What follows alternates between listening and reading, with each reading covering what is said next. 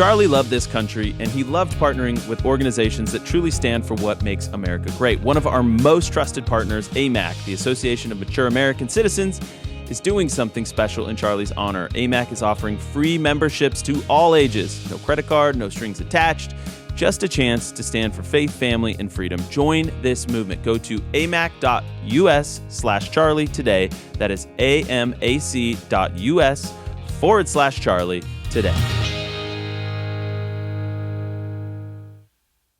Housing was something Charlie talked a lot about. Gen Z getting skin in the game, buying into the American dream, not becoming a bunch of raging socialists. And we see home ownership as a very key component of the American dream, of getting into the economic ladder. So this 50-year mortgage idea hits. It really was going to be the lead story unless the government shutdown news broke last night. And why this is key is because it's reeking of debt slavery to a lot of people. Yeah, 50 years. We should set this up and just, what Trump said about it. Well, let's set it up. Let's set it up. So basically, just so you know, we've been talking about this independently. I think it's been getting into the ether, this Gen Z economic moonshot. How do we get Gen Z to buy into the American dream? Was one of Charlie's biggest messaging components in the last couple months of his life.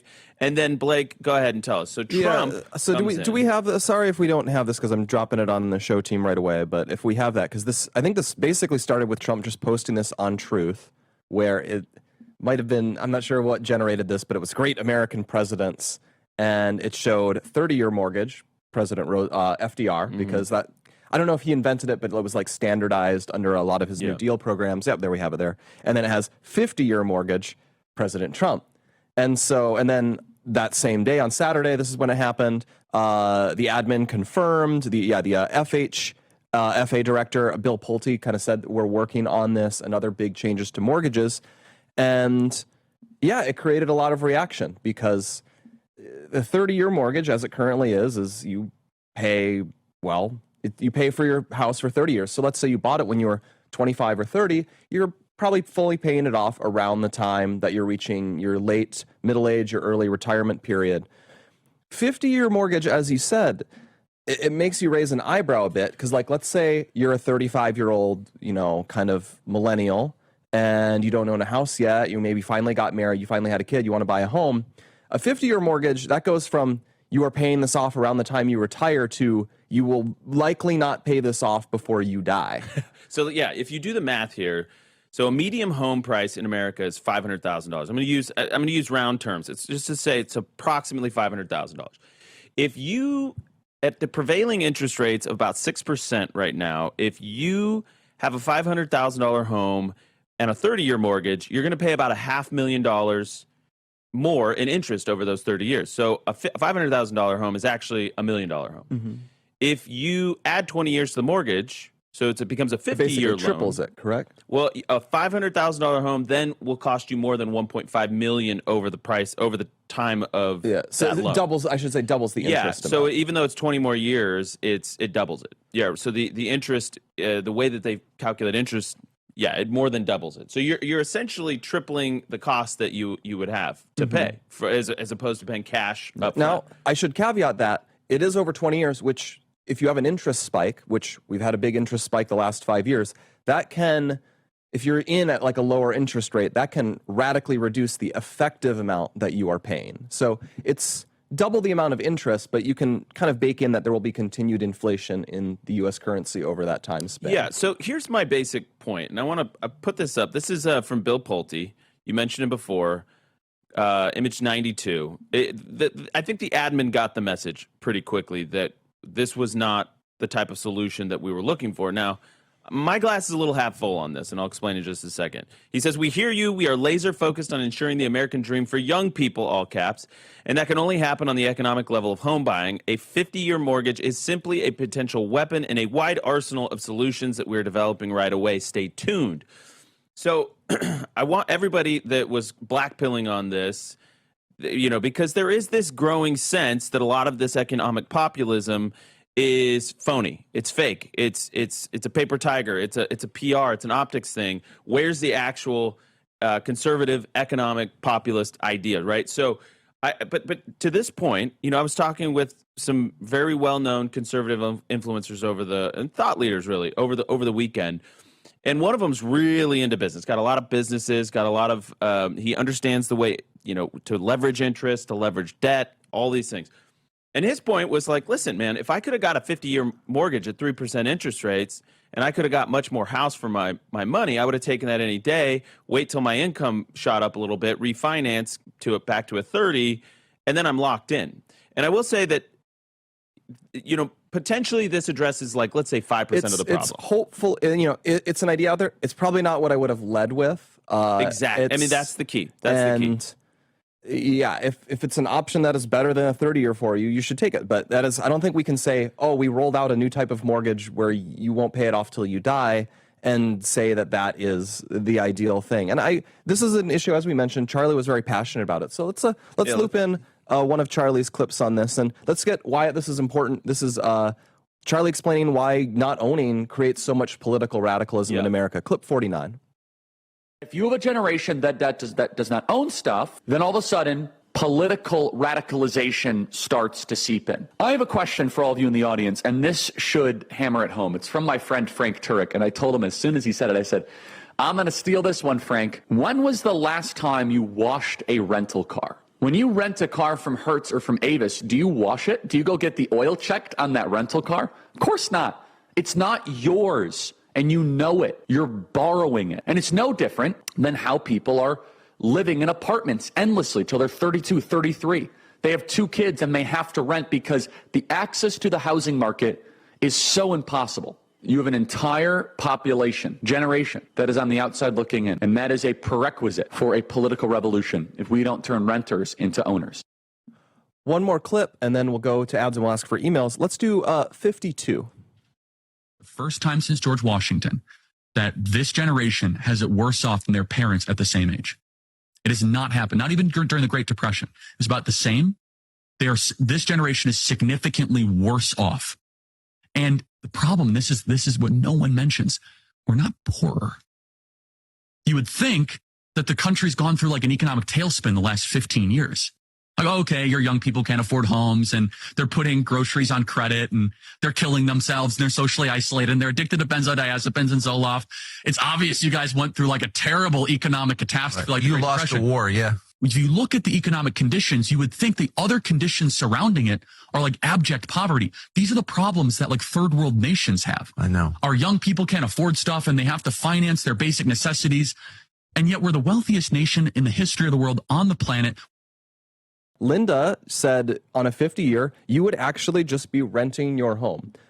Now, technically not true, of course. You would very slowly be building equity in it. But I think that sentiment that at 50 years, you are really, it will feel like you are renting because you never kind of really get to anticipate the actual experience of owning it. I want to react to that just really quick. So yes, it does have, and we admitted this. We conceded this point actually before the break or before the show. Blake and I were talking about this. That it does reek of debt slavery. But let me tell you this: if you have rented a property and every year the landlord increases your rent, then locking into a 50-year mortgage, if it's fixed, at least you would have the stability to know what your payment's going to be, right? So that's just one pushback to that. Yeah, potentially, but it's still, I very much understand where that one's coming from. I do too. Then we have, and I guess, if it's fixed, it just does gradually go down with inflation. Then we have Michelle said, I thought y'all were smarter. No one says you have to take a 50-year mortgage. It's just an option. Just like a 15-year mortgage at 25 years old. That's just like I did with a 15-year mortgage at 25 years old.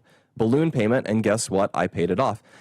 I understand that, but at the same time, yes, it's just an option, but I think people can sense that it's sort of the option everyone used to have has gotten worse, so here's this option that might be better, but it's sort of just perpetuating a system that's in decline. It's sort of like if suddenly you're getting kicked in the nuts and they're like, oh, well, we can kick you in the shins instead. That'll hurt less. So what it does, optically, I think it does send the signal like, hey, we understand nobody can afford this. So instead of making things more affordable or addressing underlying affordability issues, yes, we're just going to make it so that you could pay the debt off longer. Yes, exactly. Exactly. And that feels really disingenuous when you actually realize there's a structural supply and demand problem. We're letting in 1.2 million foreigners into this country every year when Americans can't even buy their own homes. So, there is the social compact is breaking down. We can all feel it. So let's address that. Yeah. But no, we're just. And then we have Patricia, and she says,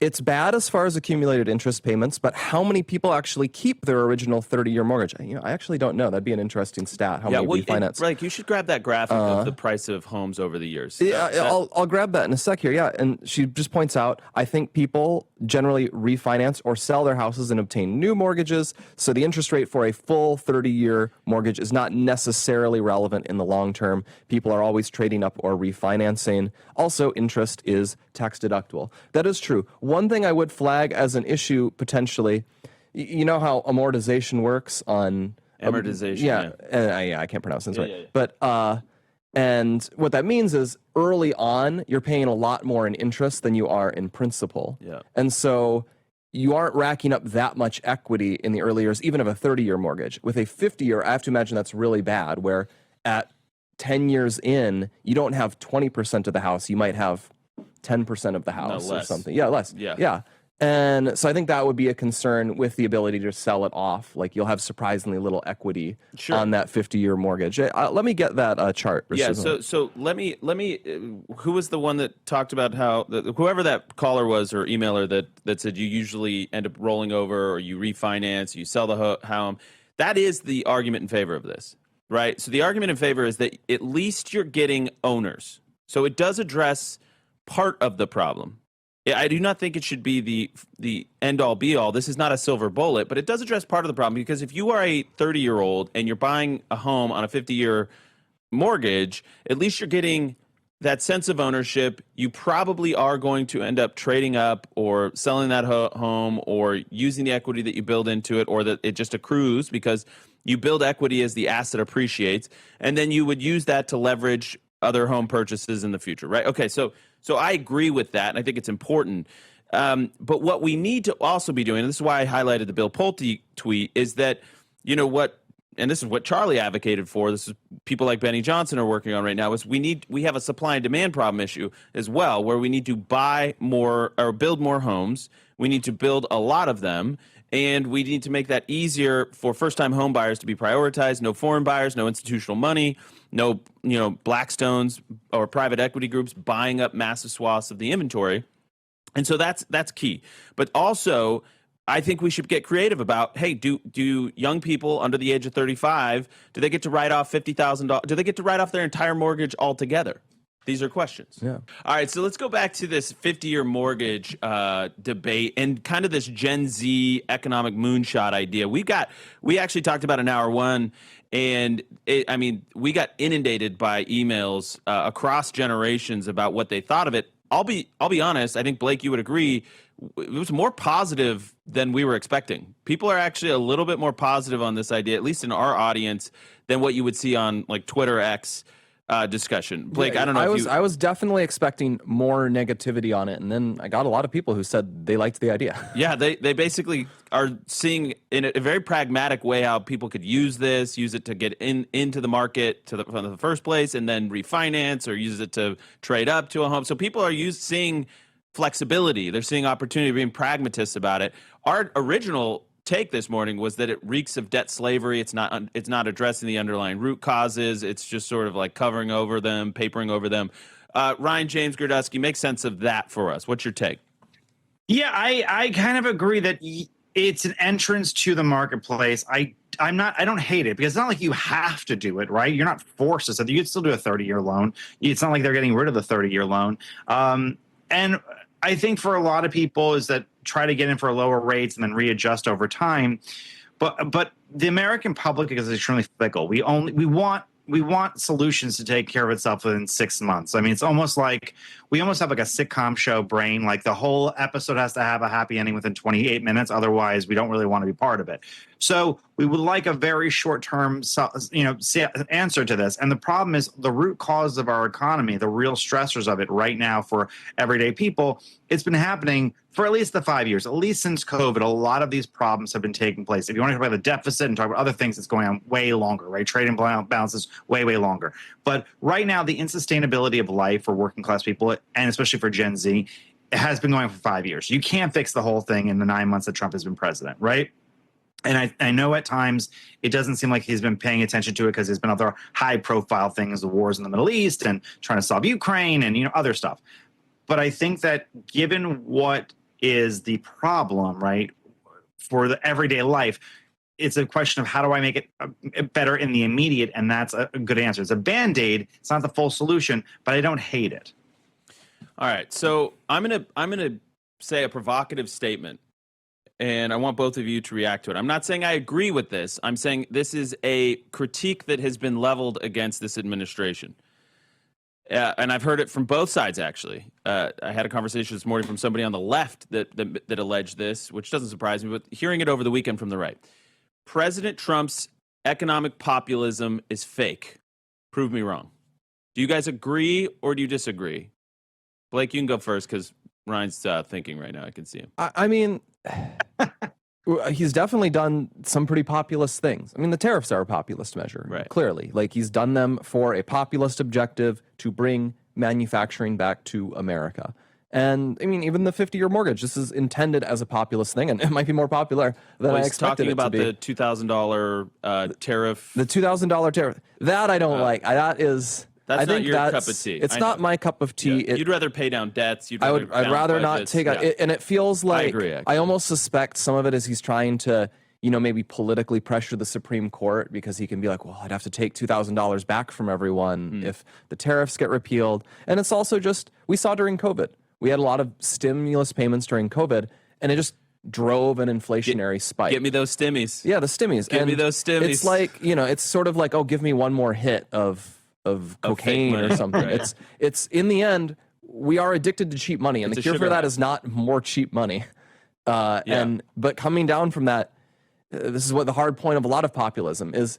It is painful to make good economic decisions. Long term, it is very healthy, but especially because of how addicted America's gotten to our current pattern, it will be hard to break that pattern, and possibly even politically impossible. And that's really tough. 1 minute. Ryan James Gradesky, your take.